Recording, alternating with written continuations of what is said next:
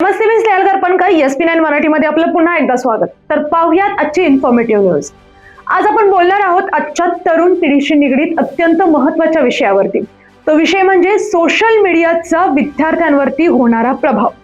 वाढता वापर, वाढती चिंता. आजच्या डिजिटल युगात मोबाईल आणि इंटरनेट प्रत्येकाच्या हातात पोहोचलेला आहे. शाळकरी विद्यार्थी असो किंवा विद्यालयीन तरुण असो, सोशल मीडिया त्यांच्या दैनंदिन आयुष्याचा एक भागच बनलेला आहे. फेसबुक असो, इंस्टाग्राम असो, यूट्यूब असो, व्हॉट्सॲप असो, यांसारख्या माध्यमांवर विद्यार्थी मोठ्या प्रमाणात सक्रिय होताना दिसत आहेत. मात्र या वाढत्या वापरामुळे काही गंभीर प्रश्नही निर्माण होत चाललेले आहेत.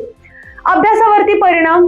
तज्ज्ञांच्या मते अतिरिक्त सोशल मीडियाचा वापर केल्यामुळे अभ्यासाकडे दुर्लक्ष होते, लक्ष केंद्रित न होणे, झोपेचा कमी वापर, त्याचबरोबर बघायला गेलं तर वेळेचं योग्य नियंत्रण न राहता अशाच समस्या निर्माण होतात सोशल मीडियाचा जास्त वापर केल्यामुळे.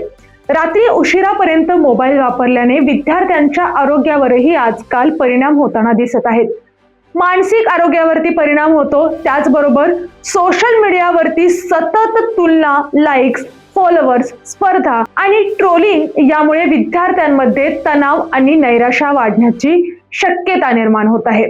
सायबर बुलिंग ही देखील एक गंभीर समस्या बनलेली आहे. त्याचबरोबर सोशल मीडियाचे सकारात्मक पैलूही आहेत. ऑनलाईन शिक्षण आहे, शैक्षणिक व्हिडिओ आहेत, करिअर सोबतचे मार्गदर्शन आहे, नवीन कौशल्य शिकण्याची संधी आहे. त्याचबरोबर जागतिक घडामोडींची माहिती देखील आपल्याला बघायला मिळते. योग्य आणि मर्यादित वापर केल्यास सोशल मीडिया विद्यार्थ्यांसाठी फायदेशीर ठरू शकतो.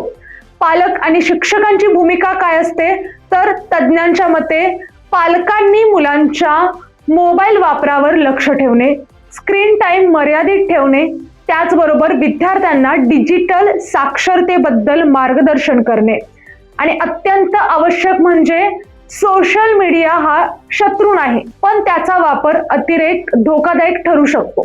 त्याचबरोबर योग्य वापर, वेळेचे नियोजन आणि आत्मनियंत्रण यामुळे विद्यार्थी सोशल मीडियावर सकारात्मक फायदा घेऊ शकतो. तर अशाच इन्फॉर्मेटिव्ह न्यूजसाठी पाहत रहा SP9 Marathi. Your time your news. धन्यवाद.